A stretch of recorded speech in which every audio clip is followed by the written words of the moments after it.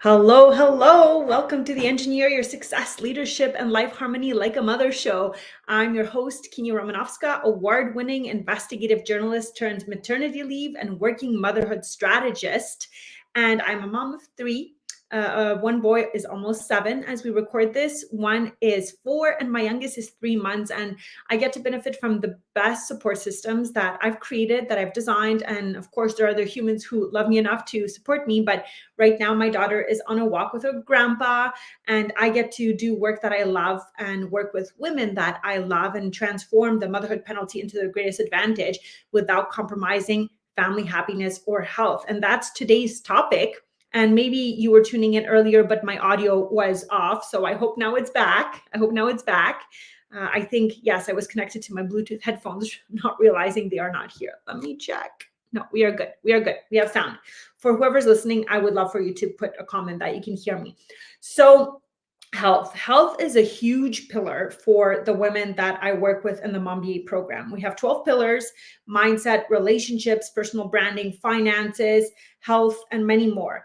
And when you've given life, when you have created a baby, or many babies, you've given so much of your body, and you are often sleep deprived. You don't sleep like before. Your hormones are affected, and you still want to continue performing at work. You can't simply keep on doing things the way you did them before. You can't just burn the midnight oil. You can't neglect health. And most importantly, if you want to be there with your kids in 25 years, like we have our 25-year vision in the Mom BA program, if you want to be there with your kids, you certainly can't put yourself last on the to-do list, right? So that's why we bring experts in the Mom BA program. I am not a health expert, but today I will share 3 things with you that I've learned with our expert, Larissa Petrini. She did my DNA test, and there's another woman in the Mom BA program who did her DNA test too, to get more specialized guidance on our health. So I found out which minerals I'm most at risk of not absorbing, for example, and having a deficiency in, like what types of exercises that I should be doing to sustain my health, what kind of injuries I'm at risk of, my eye health, essentially everything. I got a 200-page report. And Larissa, if you want more information about her, please reach out to me. You can also find her on Facebook. She has recorded many sessions with us on every single aspect of women's health, from pelvic floor to supplementation, nutrition, hydration, movement. And I started working with her about 4 years ago. She also started helping us implement these things 4 years ago in the program. And it's amazing to see how year after year, when I stack these habits, I'm truly seeing a difference in my body. I've given birth to 3 kids. I had 3 wonderful home births. I just saw my pelvic health physio last week, and she says that actually things are looking really good, which is an area of concern to many women before they resume activity. And I approach my health really differently right now. So I think that the things I will share today are useful for everyone to know, but you are the CEO of your health, and it's up to you to, I typically say in the Mom BA program, treat your body like a lab. Take what we bring in with a grain of salt.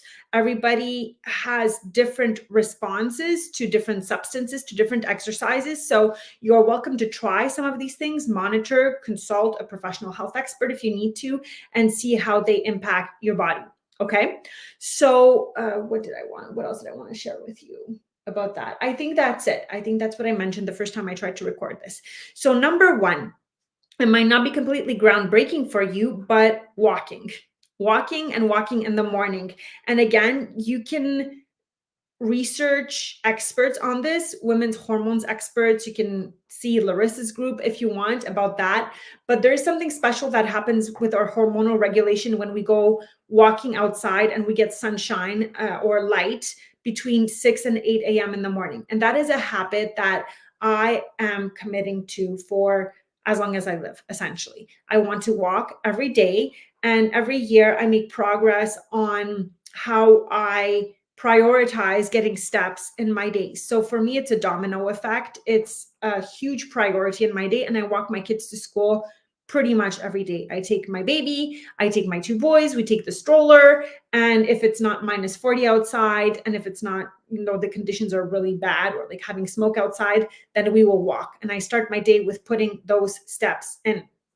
And When the weather is bad outside, what I've done, recommendation from Larissa, I've gotten a walking pad under my standing desk to be able to walk more inside. I've realized too, when I putz around the house as well, I get a lot of steps in. So that's a huge, huge, huge priority for me. I also ended up getting a pair of shoes with ice cleats for the days that it's more icy outside. So I have fewer excuses not to walk. This is the foundation of my physical routine. I'm stacking other things too, weightlifting, stretching, but in specific ways. But today I want to talk about steps. The beautiful thing about them is it's free. And if you feel like, some of my clients live far away, they live on acreages or they commute to work. Can you park your car further? Can you get some of that in? If you want to implement this activity in your life, some of you may have to strategize a bit to get there. Just like I gave you some examples with my walking pad, with getting the good shoes, to not get out of the habit, with actually putting it in my schedule, making it a priority. It didn't necessarily happen overnight, right? I really had to be intentional about it. I love it. I listen to podcasts. I listen to some of my master classes when I go on walks. I might even start taking some meetings when the weather's better. So that is number one. Number two is the habit of putting more protein and greens in my diet. And I have two approaches. There's some things I try to avoid as much as possible in my diet, in my nutrition, I don't want to call it my diet, but there are things that I try to focus on in my nutrition. Is about how do I put more of that in my nutrition, my diet. I'm going to say diet, I guess, not in a negative way. And that is protein and greens. And we've done challenges in the Mom Be program about that, where we simply want to start the day with protein and greens. So for a long time, I ate 3 poached eggs with some butter and broccoli. I tried avocado as well. I tried kale. Steamed broccoli is something that really appealed to me before this pregnancy. And that's what I aim to do. Now, what I'm stacking is aiming to get as many colors of vegetables as possible and trying all sorts of different recipes. Now we have a food delivery kit that I absolutely love that is packed with quality protein and vegetables. And we are trying new things and new spices. And I definitely have upped my vegetable intake and I feel so much better for it. So that's the second health habit I wish I knew about more. It is also important for hormonal regulation. It regulates my blood sugar levels. So if I start my day with quality protein and greens, then I crave less of the sweet stuff throughout the day, right? And I've always had a challenge with craving sugar. That's the type of disposition I have. Some people have more addictive personalities when it comes to these substances, and I was one of those people. Which brings me to my third habit, and that is eliminating sugar and dairy. Now, I know that for many people, this is not attractive. So I'll speak to my own journey if it's something you're considering for different reasons and how it made me feel. The first time I eliminated dairy and sugar was for my son's eczema, for my first child. And I found it easier to do for somebody that's not me, essentially. If I had to do it just for myself in the beginning, I think I would have found it much harder. I mean, if you like dairy, if you like sugar, you know that these are not easy things to eliminate. But my son's eczema was so terrible. And we had tried creams and medication, and it wasn't doing it. So we decided to work with a specialized international nutritionist. And I mean, that protocol was extremely restrictive. We did it under the guidance of a doctor. I also didn't have coffee. I had about 20 ingredients, very specific fruits and vegetables. And, I'm happy to talk with anyone who wants to learn about my experience with the eczema diet, but it was intense. It did help my son, not 100%. I live in a very, very dry city, but that was my first experience eliminating it. And I will be honest with you. I mean, the types of foods I was eating were so nourishing. I felt and looked great. I had never felt and looked great like that for a long time, and including things like my skin and my hair. But it was a very hard diet to maintain. And long term, after 6 months, I just couldn't. We had so much attention on this diet. It was exhausting. So that could be for another episode. Eczema and things like that. We still have challenges in our family, but it's much better.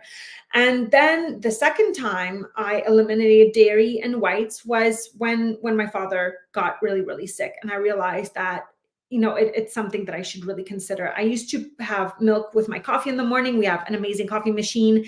And side note, also starting to drink your coffee later in the day, if you a coffee drinker, can make an impact on your energy and your health.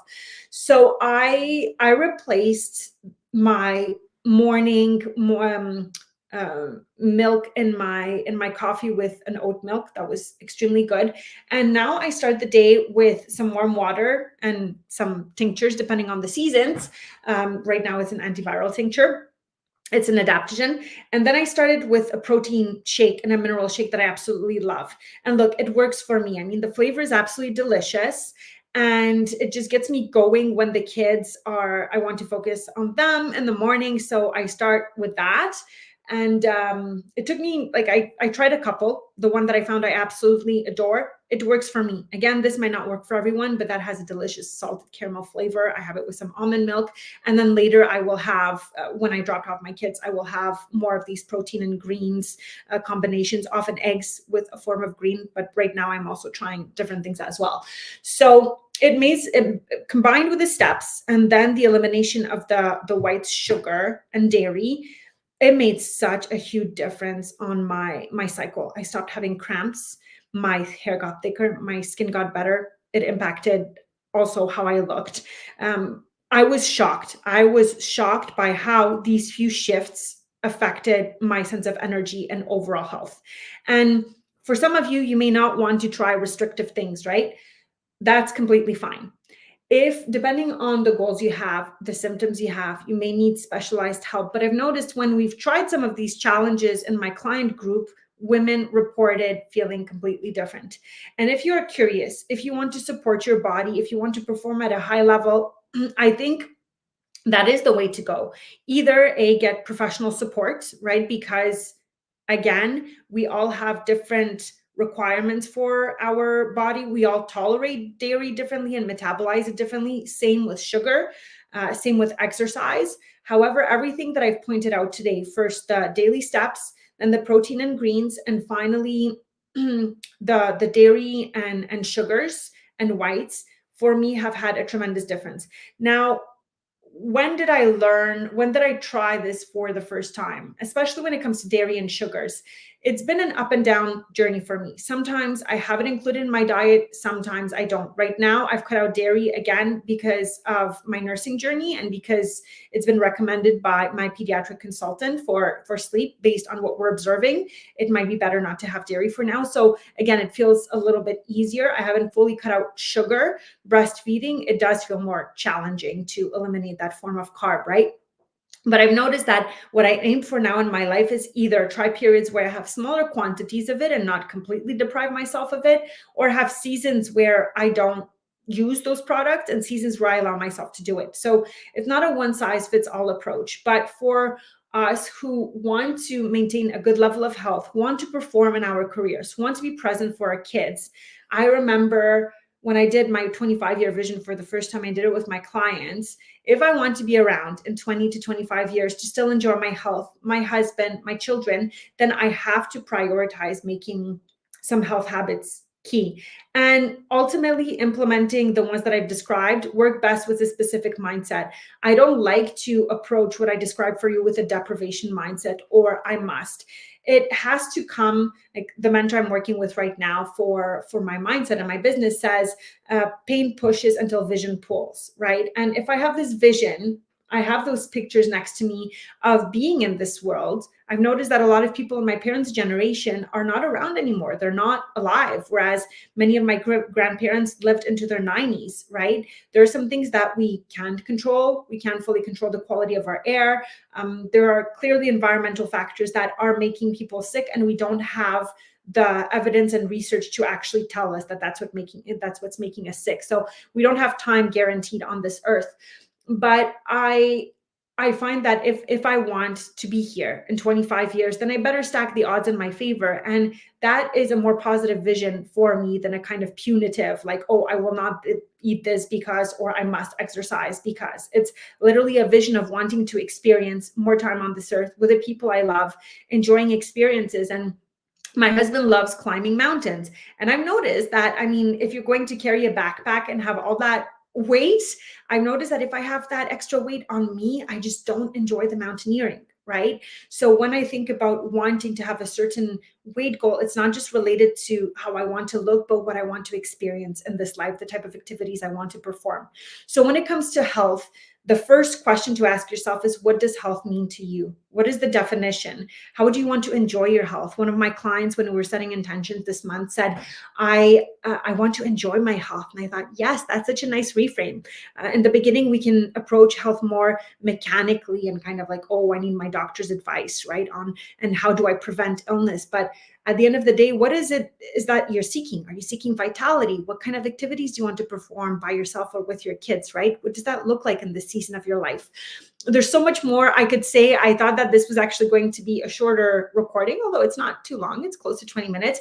But I am very curious if you are interested in trying these things that I highlighted today. Do you have any mindset blocks around them? Are they triggering for you? Are they exciting for you? I find that doing these things in community with accountability in a mentorship container, right, with the proper health coaches or the proper community like the Mom BA, where we bring in really like amazing world-class experts to talk about things that are not covered in the doctor's office, that are not just band-aid solutions, but they're actually building health for a lifetime for women with our hormones, with our cycles. To me, that's super important.